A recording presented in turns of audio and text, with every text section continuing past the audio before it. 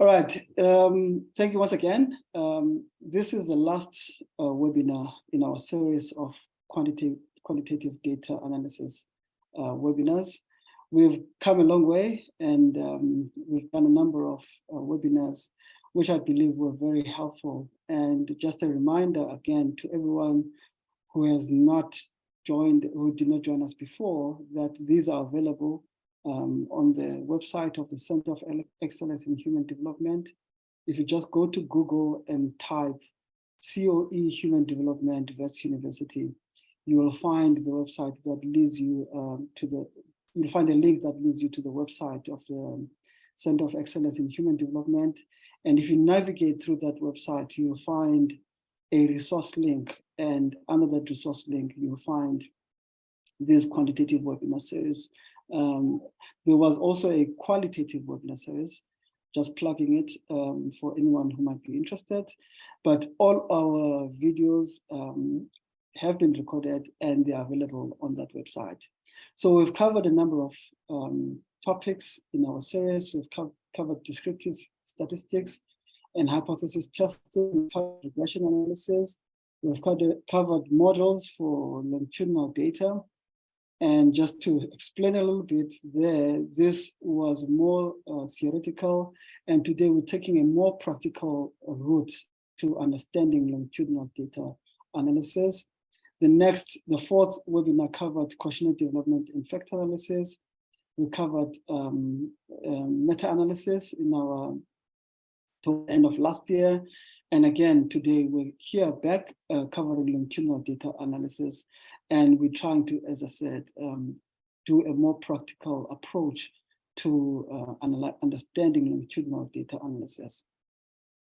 Just as a reminder to those of you who have been part of this series before, that we try and make them as interactive as possible by using, testing your knowledge, using quizzes, also, giving some ideas about useful hacks on how you can manipulate your data, and also through a question and answer series.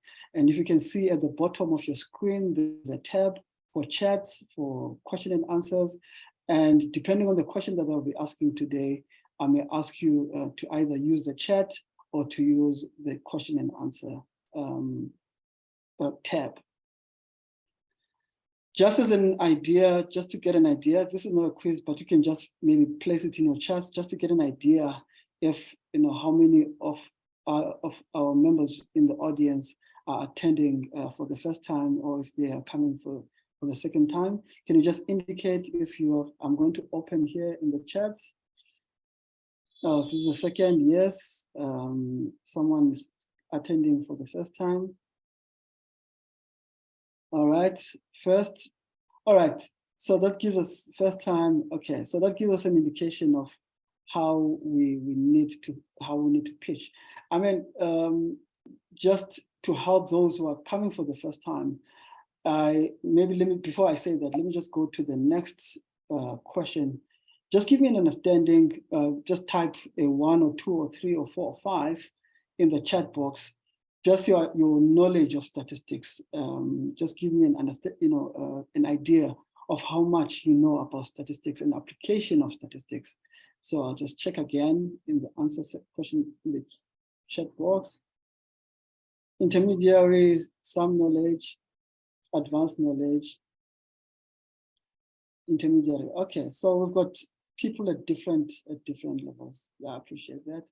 And then the next one is about regression analysis. Same question, just to rate your knowledge in terms of your knowledge of regression analysis. Again, just a 1 or 2 or 3 or 4 or 5.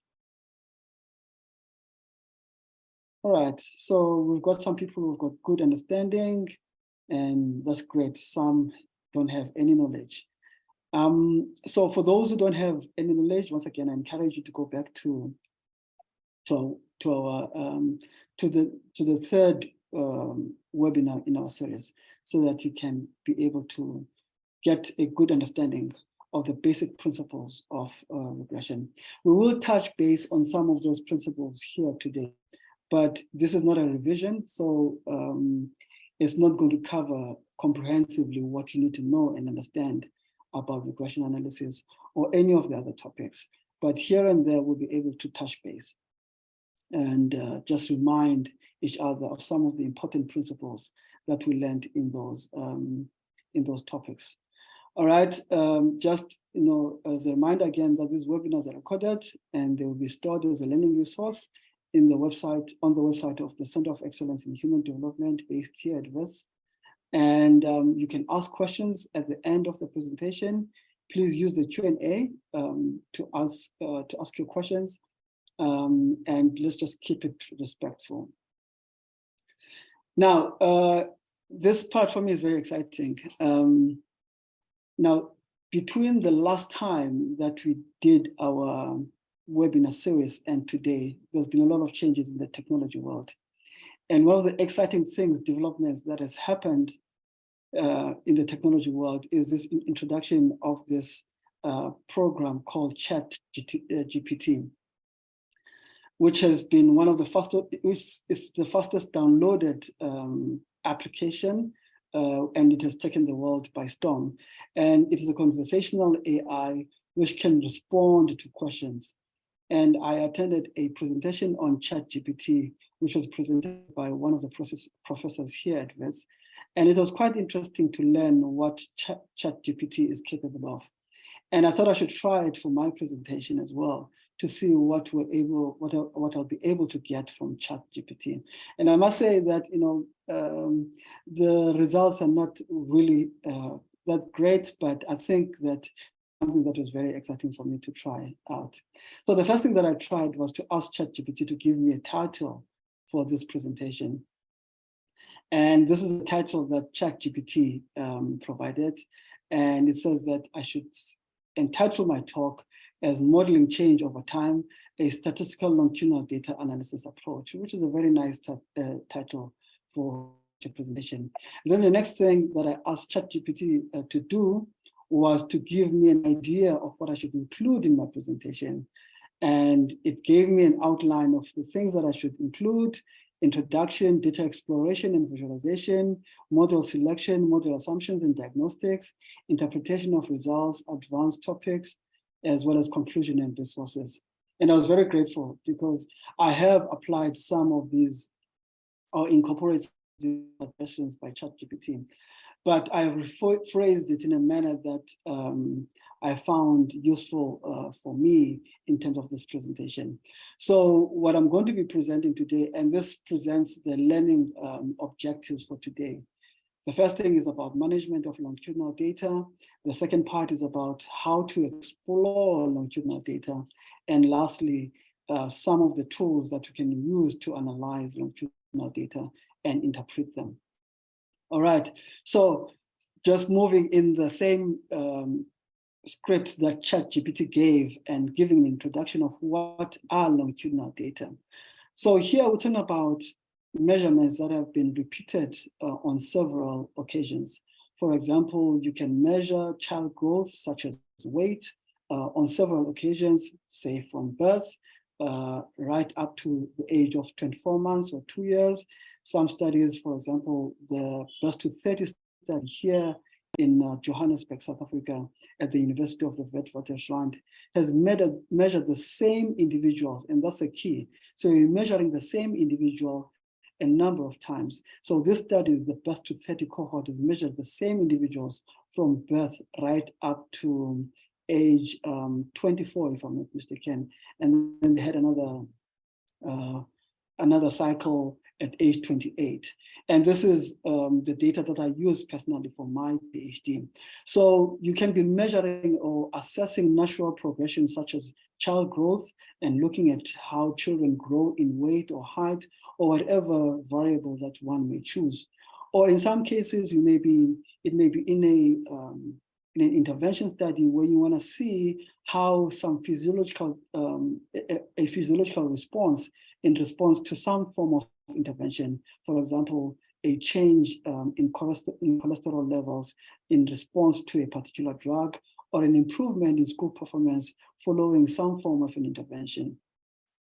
And just to explain that growth in, when you're talking about longitudinal data modeling, does not necessarily mean an increment, because changes can either be positive or negative.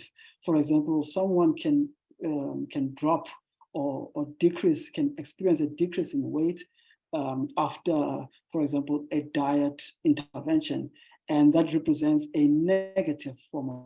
So when we're talking about growth, we're talking about it both in a positive manner as well as in a negative manner.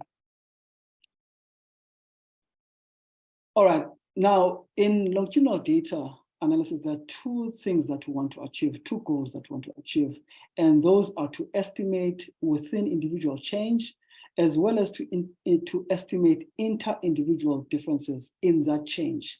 So as you understand, individuals do not grow the same, they do not have the same timing, they do not have the same starting point, and they do not have the same rate of growth. So it is important to understand what is the variation in the change between individuals, but also importantly, how do individuals change on their own? So the questions that we're addressing with these kinds of data is, how does a variable change over time, as the examples that I gave earlier? And the second one is, can we predict differences in changes over time according to the presence or absence of certain factors? So sometimes you're interested in understanding how a certain exposure, say for example, the conditions that a child grows up in the early childhood period, the environment in which that child grows up in, how does that environment influences the growth of the child in height or in cognitive development or any other variable that you may be interested in. Sometimes we're also interested in understanding how the growth influences an outcome at a later stage. For example, I'm going to stick on examples around growth because that's a field that I work in and that's a field that I'm comfortable in. So, for example, we're understanding how changes in body composition, say fat mass index during adolescence or in early childhood, how those influence the risk of hypertension, for example, in young adulthood. So you may be interested in an outcome at a later stage, or you may be interested in finding out how the early factors may influence the growth of an individual. So we're able to achieve a number of things through longitudinal data analysis. We're able to characterize a growth trajectory, and that just tells us how the growth pattern looks like, what the growth pattern looks like in a particular population. And I'm going to come back to this terminology of population versus sample. And it also helps us to detect heterogeneity in change across individuals and allow us to assess factors associated with differences in trajectories. And these are exposures or outcomes. And there are a number of approaches that one can use to model longitudinal data. They're both parametric as well as non-parametric methods of estimating or modeling longitudinal data. Now, if I just a short explanation of what the differences between those are, it's all around assumptions in the sense that non-parametric methods do not require any prior assumptions about the shape of the data, and you don't need to specify a function. And there are various ways of smoothing the data, such as splines, smoothers, Kernel smoothers, and moving averages. In contrast, parametric methods, they have assumptions that they make about the distribution in the data, and you need to specify a function.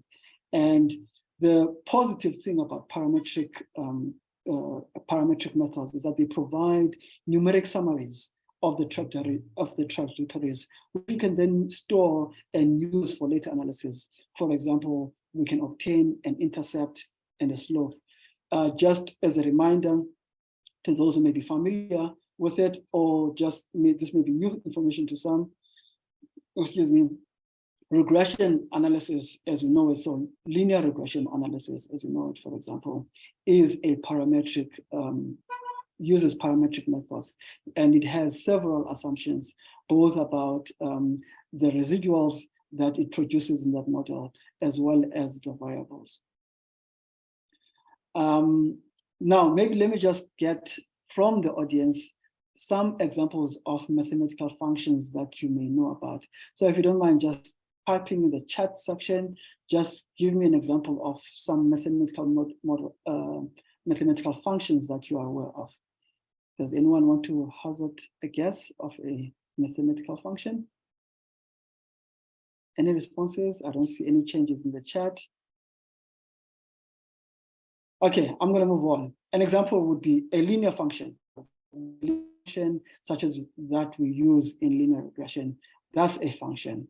Sometimes you have other functions like your quadratic functions, your cubic functions, which are called polynomial functions. So those are the type of functions that you need to specify in some models, because sometimes, I mean, after exploration, you will discover sometimes that your data are not linear, and therefore you need to apply a certain function to your data in order for the model to be able to explain your data well. Now, one of the limitations of choosing a function for the model is that you're applying a single model to individuals with different trajectories. And this provides a simplification, but sometimes that's overweigh the limitation of this approach, which therefore makes it a good approach to take. Also, one of the things that we need to consider is measurement error. And by measurement, when we consider that, we need to think whether what we are observing in the data is actually a pattern or it is some random variability. So there are important things to consider when you are applying a parametric method. Just as a side point, to those who may not be familiar with statistics, everything that you measure, whether you're measuring height or you're measuring cognitive development, or it's a clinical measurement such as blood pressure or whatever, there is some level of what that measurement, what you see in the main in those measurements, actually, in the actual measurements, is the true value as well as some random variation. So there's some random variation in every single measurement that you're taking. And we are not able to predict the direction of that variation based on the measurement. And therefore, that variation is independent of the actual measurement.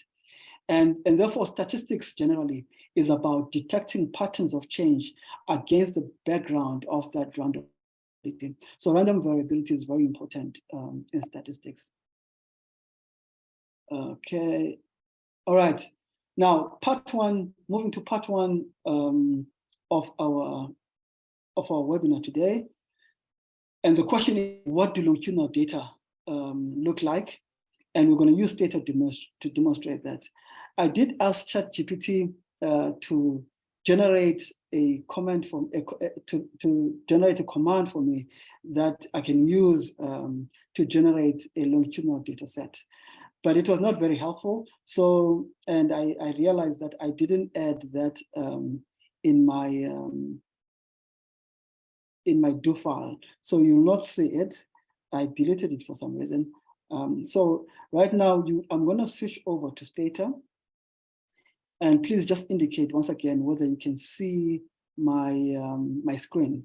Can anyone please just indicate that they can see my screen?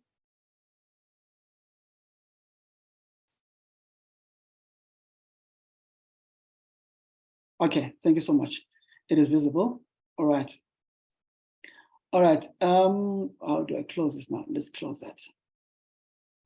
Now, the first thing that we want to do is to generate a data set in Stata. And that's what I'm going to do. All right. So the data set that I'm going to generate is a data set where I've measured weight on I think it's 5 cycles at birth, at 3 months, at 6 months, at 9 months, 12 months, as well as 24 months. All right. And I've measured this in 50 boys and 50 girls. All right. So this is a code. I'm going to share this code with you. So this code is going to be available so that you can use it for practicing. I'm going to now run this code to generate this data set. All right, so I'm going to try and minimize the do file a little bit. Okay, let's do this. Okay, just bear with me while I'm trying to, okay, let's open the do file. I just want to move it to the side so that you can see what I'm doing. And let me move this to the left. And then you will see what this does. I'm going to drop it a little bit so that you can see what this does. All right, so the first, I'm going to run these. I would run clear if there was something in my data, but I'm not going to run it. So I'm just going to run. So I'm going to create a cross-sectional database. And this is important for you to understand, because when dealing with data, most of the time, we obtain our data sets in a cross-sectional format. And we need to do some manipulation to convert it to a format that is suitable for longitudinal data. So the data that I'm going to generate now will be in a cross-sectional format, so that I can show you the steps that you can take to get to a format that you can apply in longitudinal data analysis. So as you can see, what this has done, it has created ID and sex. And I told it that it must generate sex based on for 50 boys as well as 50 girls. So I'm not going to show the data set just yet. I'm going to generate all of these variables, which are the weight variables at the different ages. So we've got weight at birth, weight at 3 months, weight at 6 months, all the way up to 24 months. And indeed, there were variables that were created for weight at the different ages. Now, one of the important things that you need to do, and this takes us back to the first webinar that we did. One of the important things that you need to do is to explore your data, and visualization is also important by just looking at your data. Now, maybe before I click on that, you've got two ways of viewing your data in Stata. I'm not going to go into this in detail because that's not the aim for today. But you can use the browse if you don't want to make any changes in your data. So if I open my data set, I can see all the variables that I created. I can see the ID, which ranges from 1 up to 100 for each individual. We've got 50 boys and 50 girls, and we've got weight at different ages. Maybe just to tell you one of the challenges that I had with ChatGPT in generating the data, and just to show you how I overcame that. So one of the important things that I told ChatGPT is that I needed the data to range from around 3 kilograms at birth, which is the average weight at birth, to around 11 kilograms or 12 kilograms at 24 months, which is the average age there, but it failed to do that. So as you can see here, that's how I created my data, all right?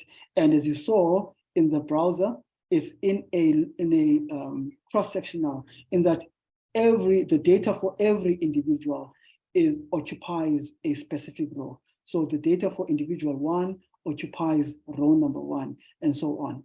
All right, but that's not the format that is useful for us to analyze data in a longitudinal data set.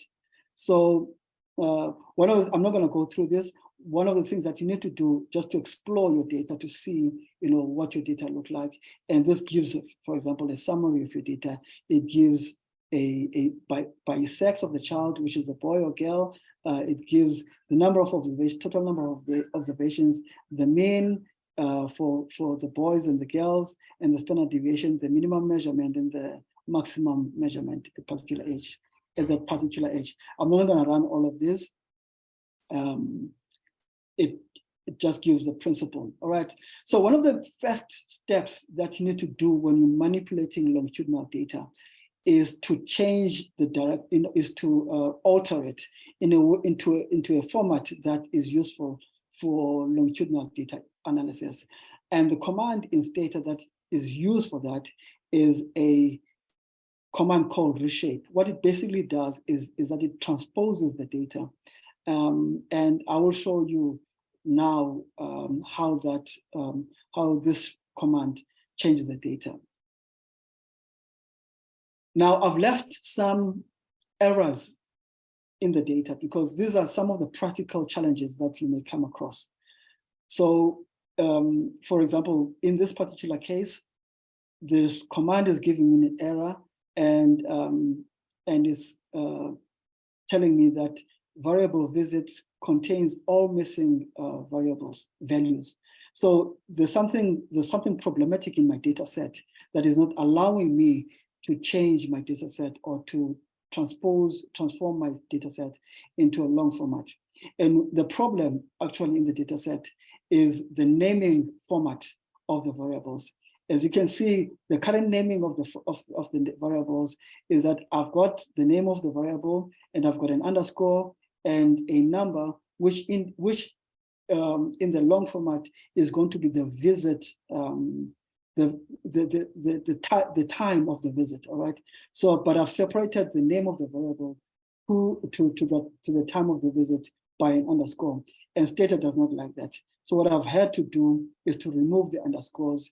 And when I run that, that changes the names of the variables in my data set. As you can see now, the names are different. And if I run the reshape command, now Stata has reshaped my data into a different format. As you can see now, we only have 4 variables. We've got the ID, we've got the visit, we've got the sex of the child, and then we've got weight. All the weight measurements are all under one variable, as you can see here. Now, what you can see, observe in this data, is that whereas before we had the data for individual 1 all in one row, but now we've got multiple rows which contain data for individual 1. And this is what we call the long format, and this is what you need to use to analyze longitudinal data. All right, so as we move along, so what do we need to do next? All right, so I need to return to the PowerPoint. All right.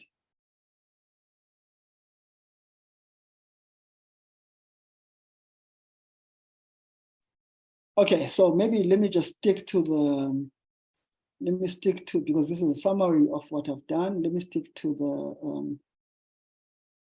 the data and just continue the demonstration here. So the next thing that we want to do is to explore the data.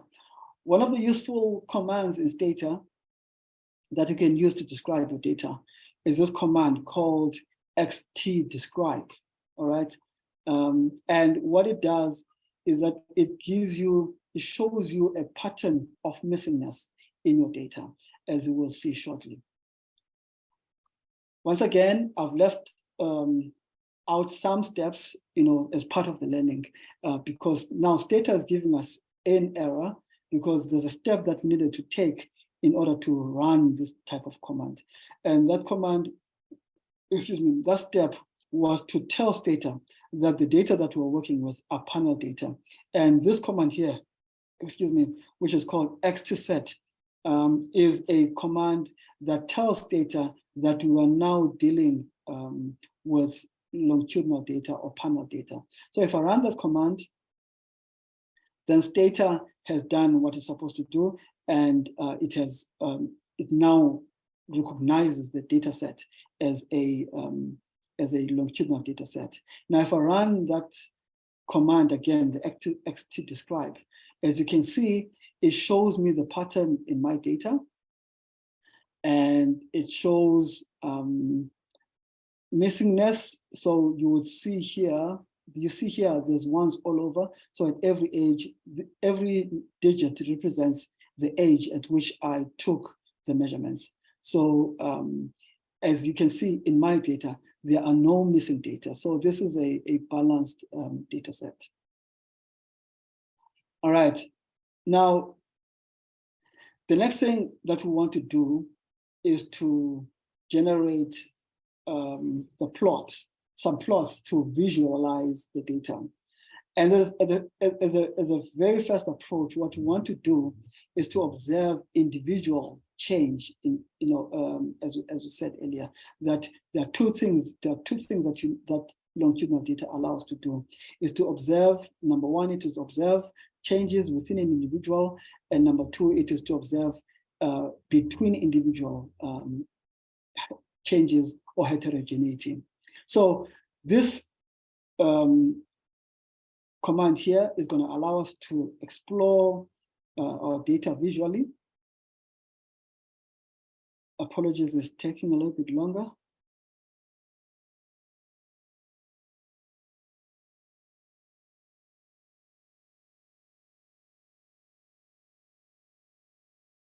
So in the meantime, while we're waiting for Stata to open, just indicate for me in the chat whether you're still following well, whether there are any areas that are unclear to you. Just give me a thumbs up if you're following.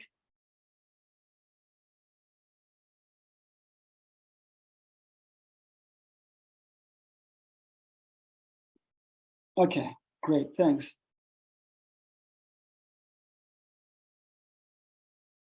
All right, so while we're still waiting for Stata, while we're still waiting, are there any questions at this moment? I mean, I can take a question. Okay, there we go. So we can stop that. And let's have a look.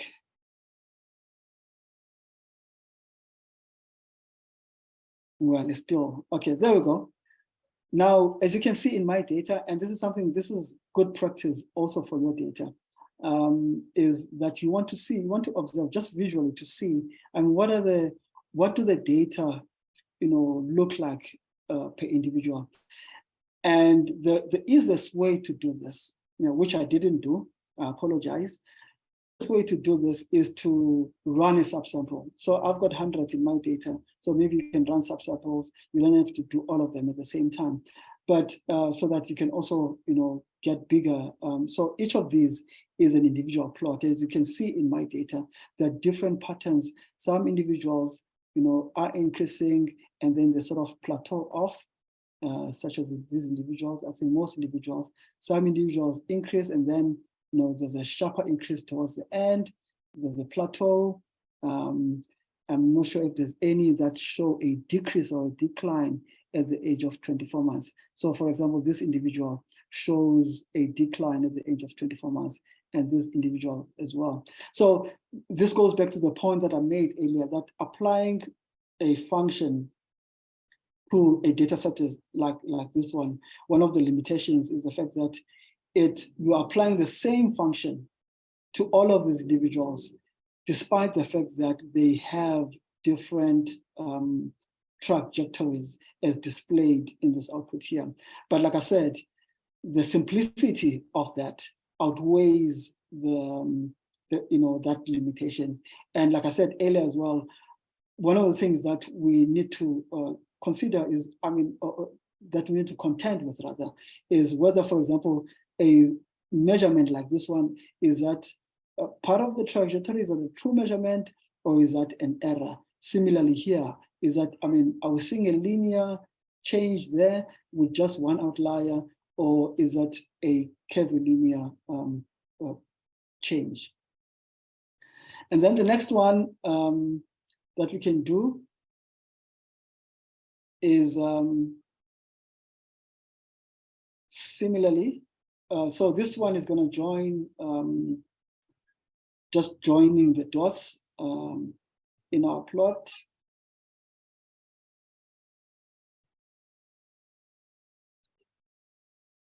Sorry, this is also taking quite a while.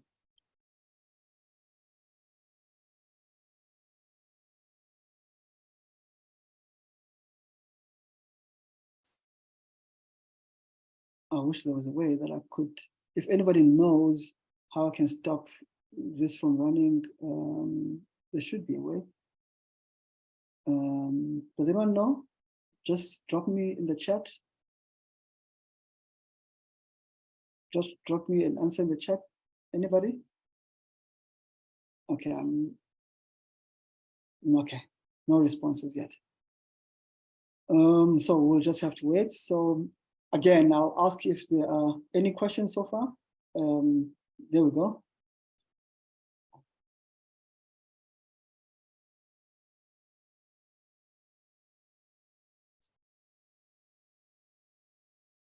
All right, as you can see now, these dots are joined by a line. This is a smoothing parameter, to generate our curve. Now, going back to our do file. All right, I'm going to skip this. So now, remember I said there are two ways of fitting longitudinal data. You've got non-parametric as well as parametric methods that you can use to fit longitudinal data. Now we're going to explore how we can how we can analyze or explore our data using a parametric method, and we're going to use OLS regression. Now, just to take you back to our webinar on linear regression. OLS regression is the method that is used to estimate your regression coefficients. Now, is there anyone that can tell me some of the assumptions that we must consider when performing linear regression analysis? And one that may be violated in our data. Does anyone have an answer to that question? I'm just looking at, you can just type your answer in the chats. Anyone, just to give us an indication of some of the assumptions that you may remember about linear regression?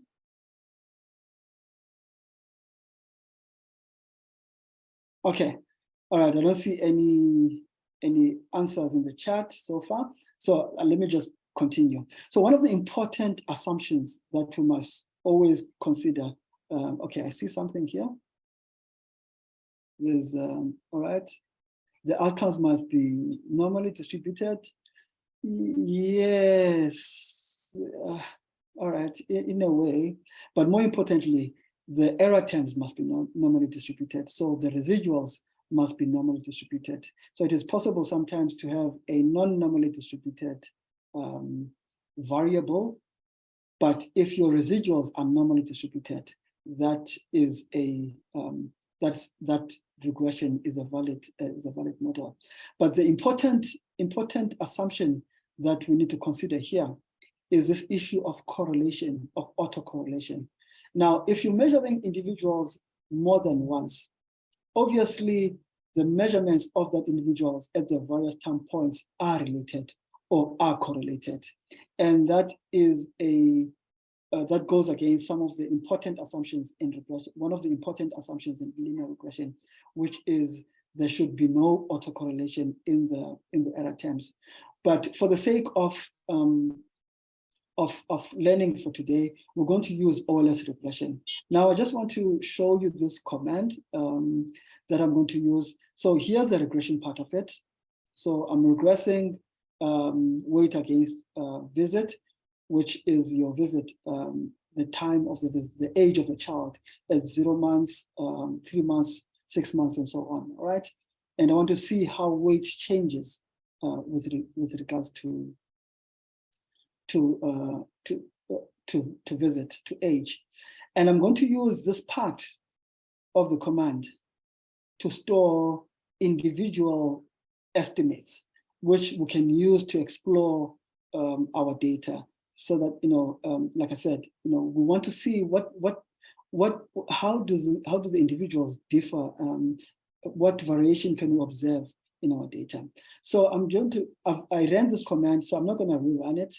I'm just going to. So what this command does is that it stores the output, this output, in a stata file, all right, in a stata data file, and so I'm going to recall this output into my data right now, and I made a point here about making sure that you know where you are sending that file to, and it's best practice that at the start of your analysis in your do file that you set the working directory that you're going to be using for your analysis.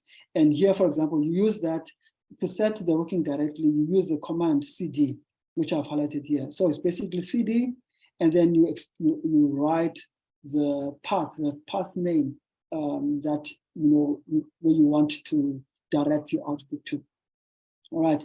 So this is where I have my my standby file. All right. I've cleared the initial analysis, and if you can see here, now these are all the outputs, the individual level outputs estimates for from the regression. All right. And here, just to show you, so stat one is the coefficient. This is the intercept and the standard error. Stat 3 is the slope. So this is the beta coefficient and the standard error. And this is the error term, and this is the R square. All right. So I mean, these don't really, the way that they're named right now are not quite very helpful. So I'm going to change those to give more meaningful words or variable names. And as you can see here, it has changed my variable names. So as we move forward, I want to try and move fast. I can see it's already after 3. Now, to quickly, so maybe before I even go to the stem and leaf plot, one of the things, for example, that you can see here, sorry, a participant has enabled closed caption. I'm not sure what's happening there. All right.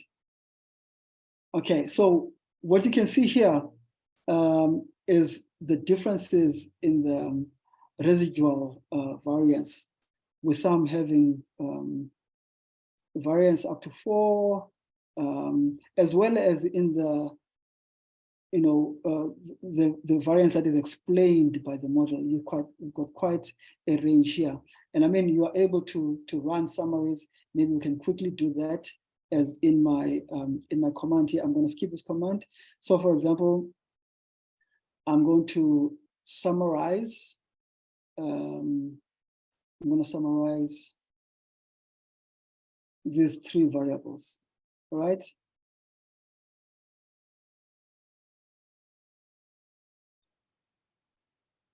And what we're able to see here is how the differences, in the variable, some of the summary data for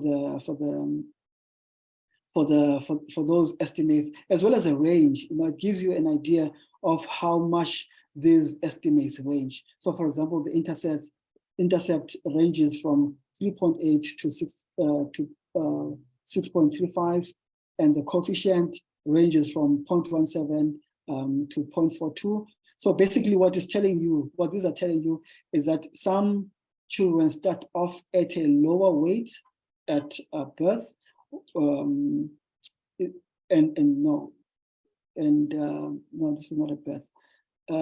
Some children start off at a lower weight, whereas some start at a higher weight, and the rate of change differs between individuals. I just need to get my wording right there.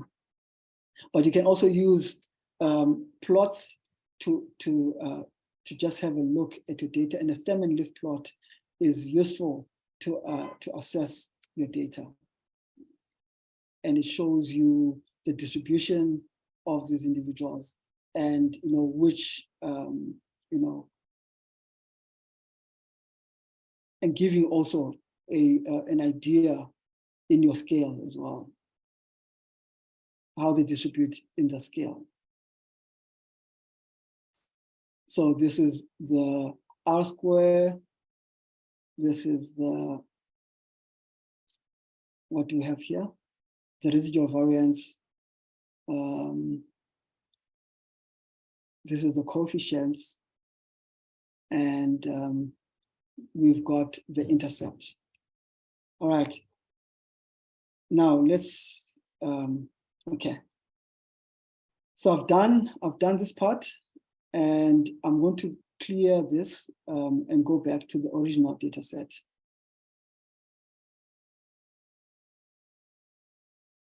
All right, so now I want to run I want to run regressions now I want to apply regressions for and generate slopes for for just few participants. And this code here helps me to select the number of for the first 16 participants. And this is who I'm going to run the two-way graph for.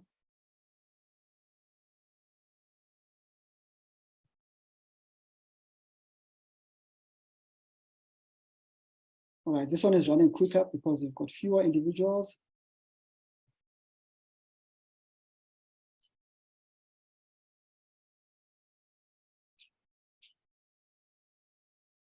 All right, okay, I thought that was going to be quick. So while we're waiting for it, are there any questions from the audience in the meantime, while we're waiting for it to display? Or anyone wants to make a comment? I don't see any, okay. Okay, maybe just indicate if you're following so far. Is it clear? If you can just show me a thumbs up, or if it's not clear, you can show me a thumbs down while we're waiting for this. Okay, I see a thumbs up. Great. I'm not sure why this is taking so long.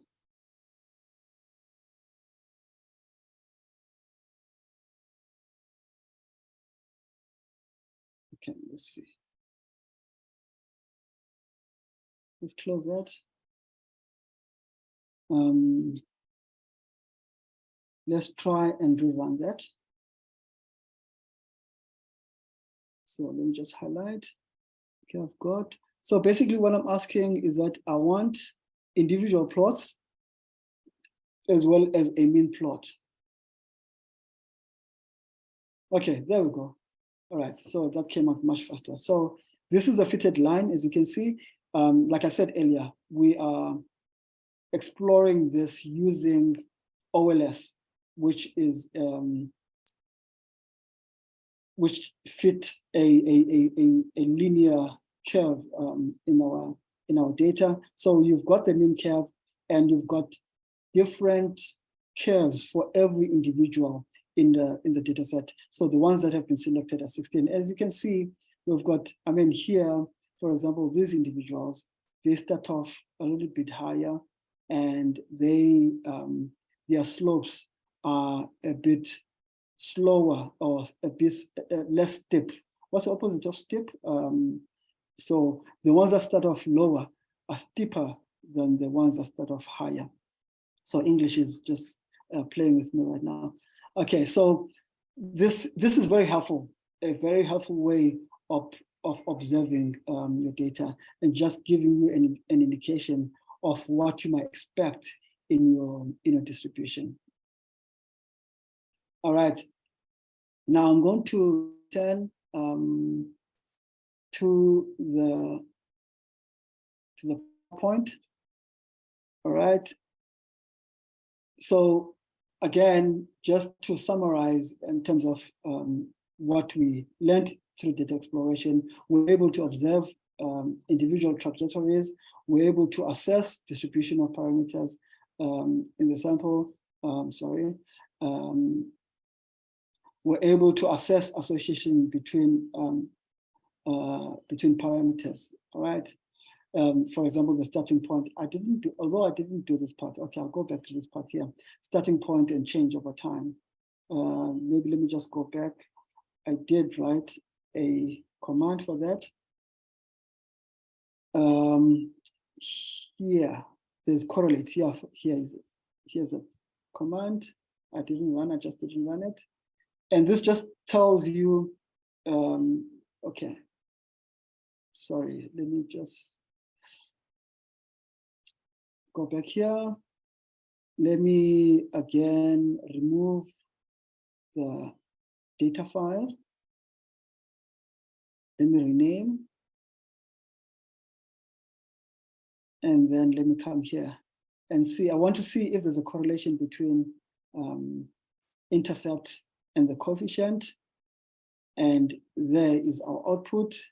It shows that there's a negative correlation in the sense that the higher the starting point, the lower the rate of change, meaning the children who start off with a higher birth weight have got a slower rate of change over time compared to those who start off with a lower weight, who may experience something called catch-up growth and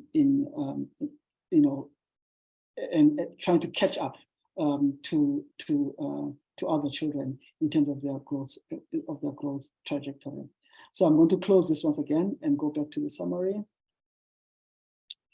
If I can just find where I am. Okay, here I am, this is where I'm supposed to be. All right, okay. So just going back now to the slide. Now the summary makes sense. We're also able to assess association between, or the relationship rather, the linear relationship between the starting point and the change over time. So we can, as we saw in this example, it is a negative. I see that there are 2 comments there, or maybe we can keep them for, okay, or keep them for later. All right, now the last part of our presentation, which is about modeling longitudinal data. Now, before we start and we get into the meat of that, just a reminder of the basic model for a linear regression. For those of you that who may not be aware, so this is basically what you're modeling when you're running a linear regression. You're trying to estimate the intercept as well as the slope from your measurements, which is your independent variable, your x, as well as in relation to how those influence your dependent variable.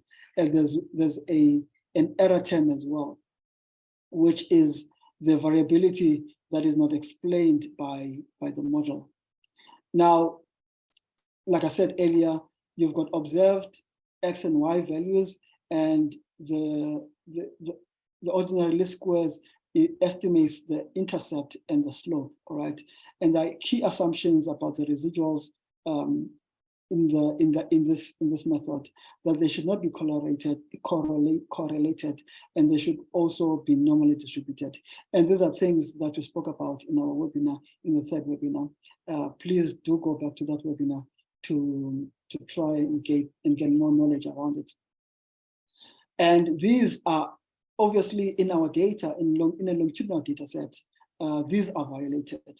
Like I said earlier, when an individual is measured a number of times, the measurements themselves of that individual are correlated, and the error terms are also correlated. So we're trying to address the issue of autocorrelated data here.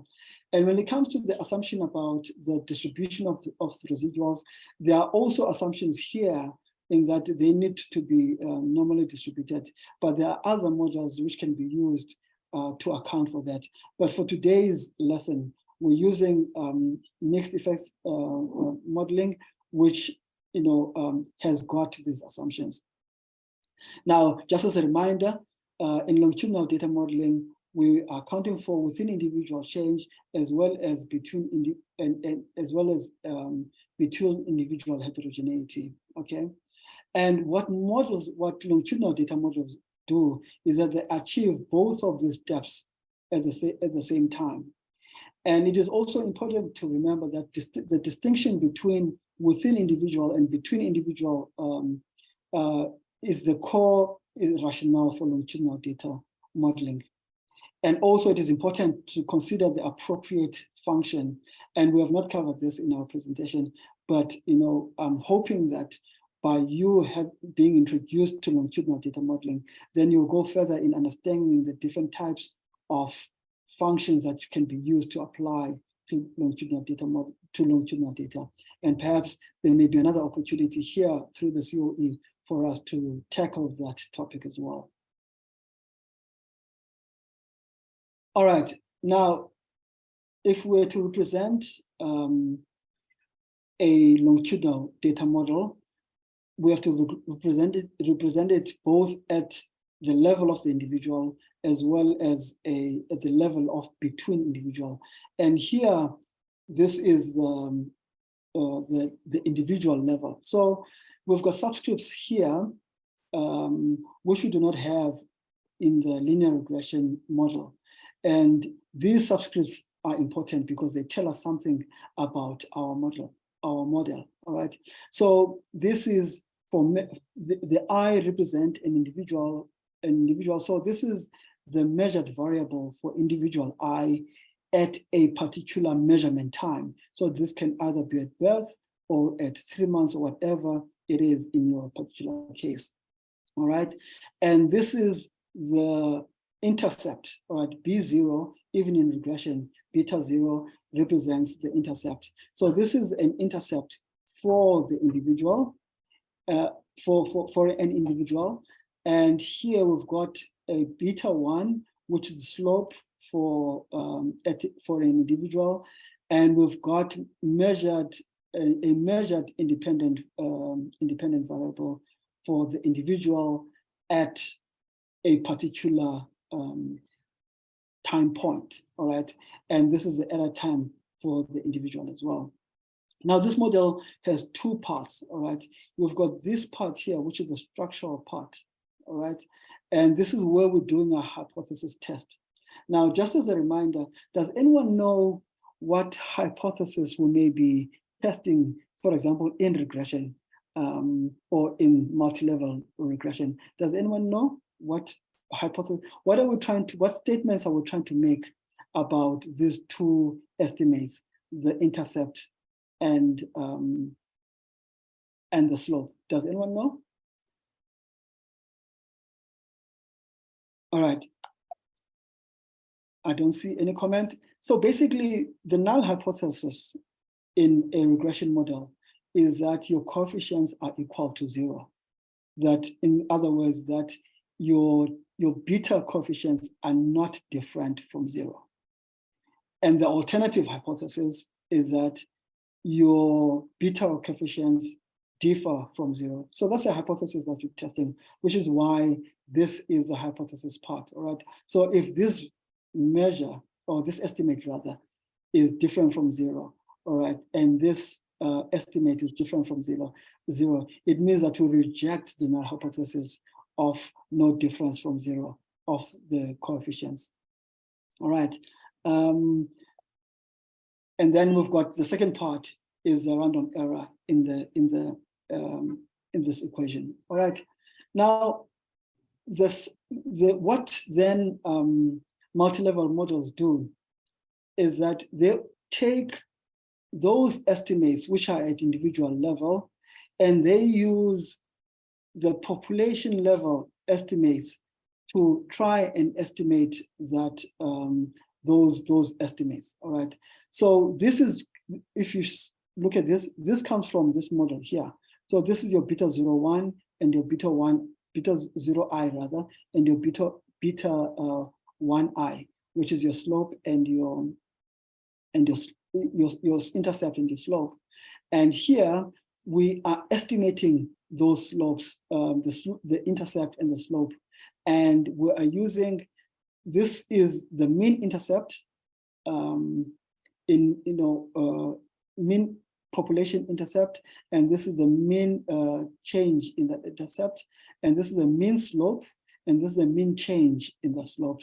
And both of these also have error terms, and these will be your random effects in your model. So these basically represent your fixed effects. If you've had the terminology being used in mixed effects modeling, these are what represent the fixed effects, all right? And then your random terms, your residuals represent your random effects, and we'll see this in our output. So what our what these models do is that they combine these two models. All right, the first model, you can substitute, for example, this term and this term with this part of the second model. And what that does simply is that it then performs both models at the same time, which is the output that we're going to see. So I'm going to go back to our data as I try to run quickly. I can see my time is moving very fast. So I'm going to run these models here. All right. So firstly, I'm going to run an intercept only model for boys, for both boys and girls.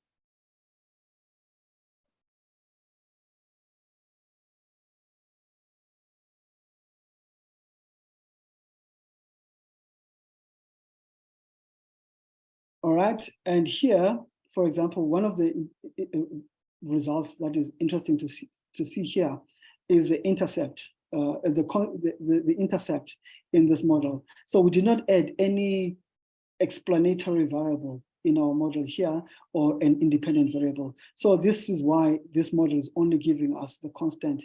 And if I run this command here, which is a summarization of our data, you're going to notice something. Let me just try and minimize that.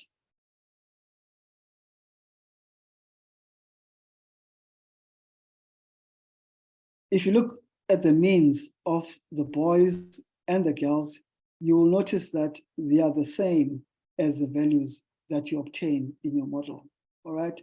So these are the fixed effects, as I said earlier. So this is your beta. Sorry, this is your beta 0. Yes. All right. Now we want to add an exposure to the model. So maybe let's just run one of them and see what happens.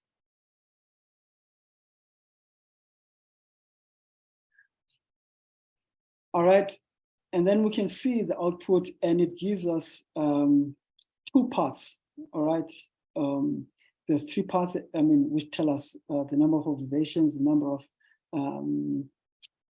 of groups, and this is the number of individuals. We ran a model for boys, and so there are 50 boys in our data set, and they've got 350 observations in total, and that's 7 observations per individual. All right, and so we've got additional information here. So here now we've got data that tells us about the relationship between visit or age. We can call this age because it's age in months at 0 months, 3 months, 6 months, 12 months, and so on. All right, so we might as well call this age. So this is a relationship between age and weight.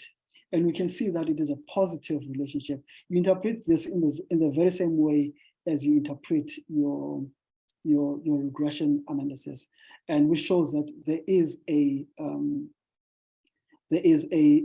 positive increase in weight with time, and that change is significant. All right, and so these here now are your random effects.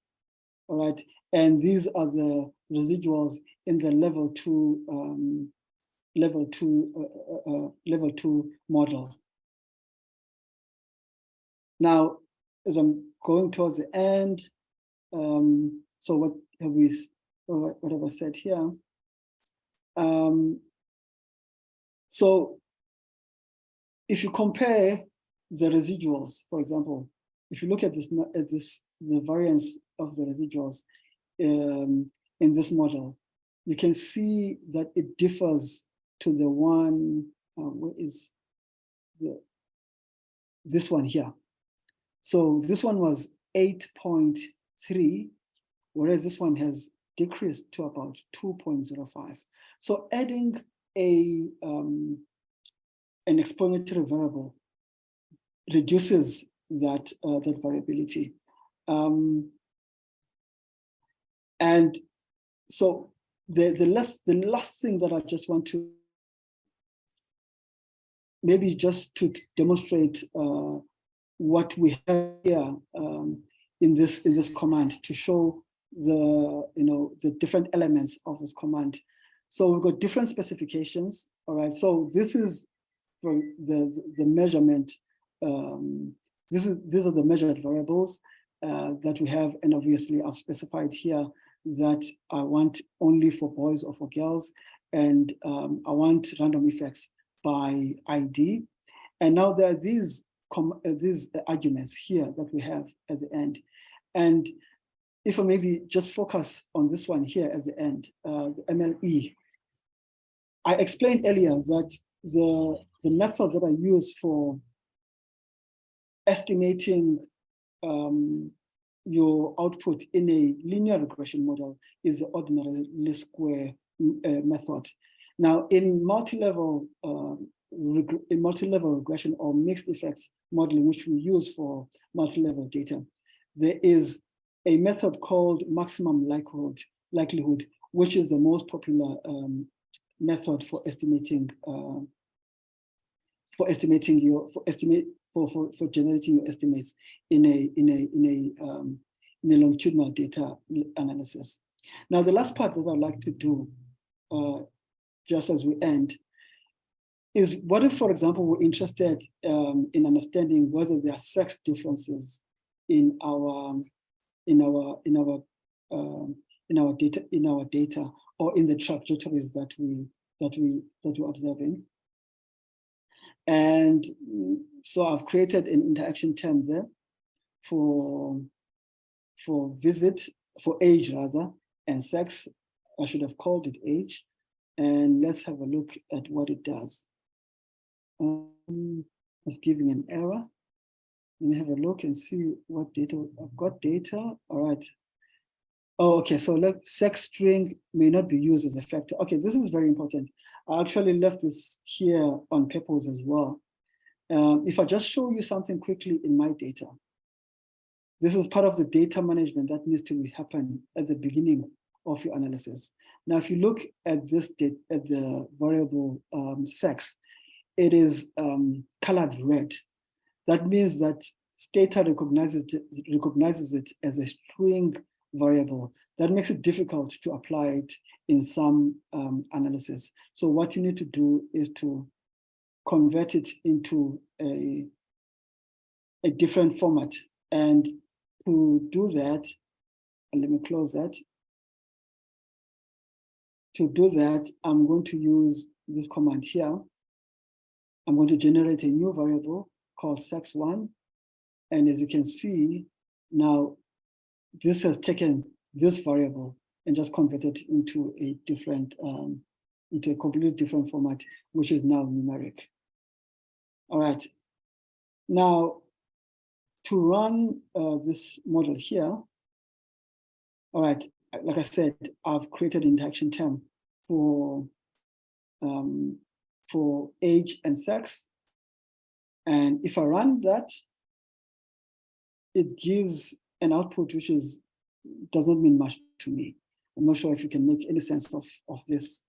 And that's because I didn't tell Stata what format or how to treat these variables, all right? And I would need to modify this, this command here and change it and specify that visit is a continuous variable, and I want sex to be treated as a factor variable. And let's see what the output looks like.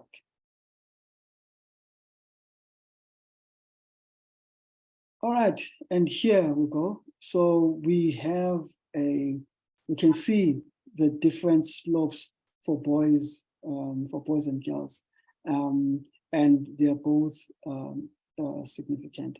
So I think that I'm going to end there for now, and let me go back to, sorry, to my presentation to see if I've missed out anything.